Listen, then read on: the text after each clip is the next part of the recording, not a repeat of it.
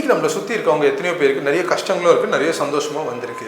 அவங்களுடைய சந்தோஷமான நேரத்தில் நம்ம அவங்களோட கூட சேர்ந்து சிரிக்கிறோமானா கண்டிப்பாக வந்து அதை செய்வோம். ஆனால் அவங்களுடைய துக்கமான நேரத்தில் அந்த துக்கத்தை நம்ம பகிர்ந்து கொள்கிறோமா அப்படின்னா அது ஒரு பெரிய கேள்விக்குறியாக வந்து இருக்குது. ஏன்னா ஃபார் எக்ஸாம்பிள் இப்போ ஒருத்தர் வந்து உடம்பு சரியில்லைன்னு சொல்கிறாருன்னு வச்சுக்கோங்களேன். சில பேர் என்ன பண்ணுவாங்கன்னா, ஒன்று நீ வந்துட்டு எங்கேயாச்சும் போய் சாப்பிட்ருப்ப, இல்லை இங்கெல்லாம் நீ போன, அதனால தான் உனக்கு உடம்பு சரியில்லைன்னு சொல்லி குத்தி காட்டுவாங்க. இல்லைனா இது உன் ஃபேட்பா, வேறு வழியே கிடையாது, இந்த வியாதி வந்துச்சு அனுபவிச்சுக்கோன்னு சொல்லி அவரை வந்து அமுச்சு விட்டுருவாங்க.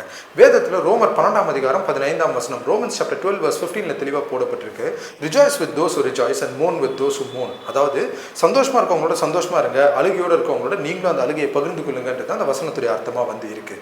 இதுக்கான உதாரணம் வந்து பார்த்தீங்கன்னா யோவான் 11 வந்து தெளிவாக போடப்பட்டிருக்கு. லாசர் வந்து அதில் மரித்து போயிருப்பார். இயேசு கிறிஸ்து அங்கே போன உடனே அவனை எழுப்புறதுக்கான எல்லா வல்லமையும் அவனுக்கு இருந்தாலுமே கூட அவர் என்ன பண்ணுவார் அப்படின்னு சொல்லி பார்த்தீங்கன்னா, முதல்ல வந்து அவர் அங்கே அழுவார். அதான் ஜீசஸ் வெப்ட்னு சொல்லி வசனத்தில் வந்து போடப்பட்டிருக்கும்.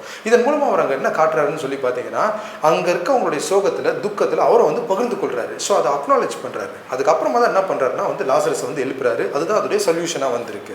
ஸோ இன்னைக்கு உங்ககிட்டயும் கூட யாராச்சும் கஷ்டம்னு சொல்லி வந்தாங்கன்னா அவங்கள குத்தி காட்டுறதோ இல்லை இதான் போவோம் விதின்னு சொல்லி அனுப்புறதோ இது எதுவுமே இல்லாமல் நீங்கள் பண்ண வேண்டியது ஒன்று தான். முதல்ல அவங்களோட கூட சேர்ந்து அந்த துக்கத்தில் வந்து நீங்களும் பகிர்ந்து கொள்ளுங்க, அக்னாலேஜ் பண்ணுங்க. அதுக்கப்புறமா நீங்கள் அவங்களுக்கான சொல்யூஷனை கொடுங்க. அதுதான் அவங்களுக்கும் பெனிஃபிஷியலாக இருக்கும், நம்மளுக்கும் ஆசீர்வாதமாக இருக்கும். God bless you all.